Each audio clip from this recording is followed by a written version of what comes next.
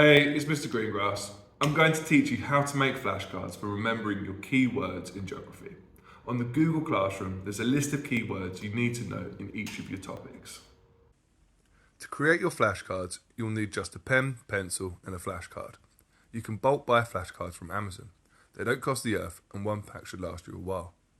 Then, go to your list of keywords, decide which word you're going to create a card for. If you're working to get a grade 4, prioritise the words that have a 5-star rating for their importance. For those students who are working towards getting a grade 5 or 6, prioritise those 4 and 5-star words. And those of you working towards a 7 or above, you will need to create flashcards for every keyword regardless of their star rating.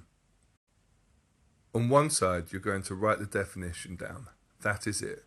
Do not write down what the word or concept is, and do not include the keyword in your definition. On the other side, you're going to write what the keyword or concept is, plus a drawing that will help you remind you of that concept. For instance, for longshore drift, I've written very obviously at the top of the card what the keyword is, and then drawn a diagram underneath. Some keywords don't necessarily have an image that obviously links to them, so you have to get imaginative and use a series of symbols to help you remember. For example, when drawing an image for globalization, I've drawn a globe with lots of arrows going round it. The definition of globalization is the process which has created a more connected world. This has increased the movement of people, trade, and people migration worldwide. The idea is that the arrows on the globe represent how we are becoming more connected.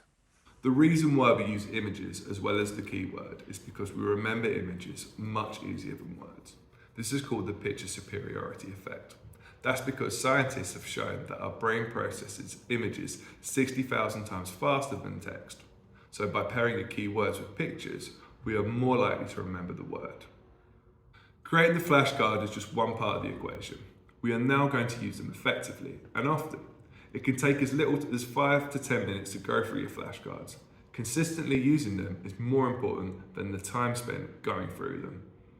To use the flashcards, you set them on a surface. You start with all the keywords/key concepts facing up. You look at the card and try to recall the definition and say it out loud. Turn the card over. If you got it correct, place it to the right of the pile. If you got it wrong, place it to the left. Once you've gone through your deck, any cards you confidently knew to put to one side. Any of the cards you got wrong, shuffle them and then go through the process again. Any cards you knew, place them on the right. Any cards you got wrong, place them to the left. Do this again and again until there are no cards on the left. Congratulations, you revised your keywords for the day. That is something you can do and should be doing daily to help you remember the key concepts. It really shouldn't take you that long. Consistency is more important. You will eventually build up your flashcard decks for each topic. This will result in 6 decks in total. They are super convenient and effective. If you use them properly, you will remember these key concepts, but they will not be able to grant you a deeper understanding of those concepts. In my opinion, if you were to consistently use flashcards throughout year 10 and 11, it would get you up to a grade 5. So, even though flashcards can help you get our foundational knowledge, we need to revise in multiple ways in order to further develop our understanding. If you're unsure about how to create flashcards, pop round to see me at either break or lunch, or period 7 after school, where we can go through any misconceptions. Check out the next video on how to create revision notes in order to further develop our knowledge of geography. See you in a bit.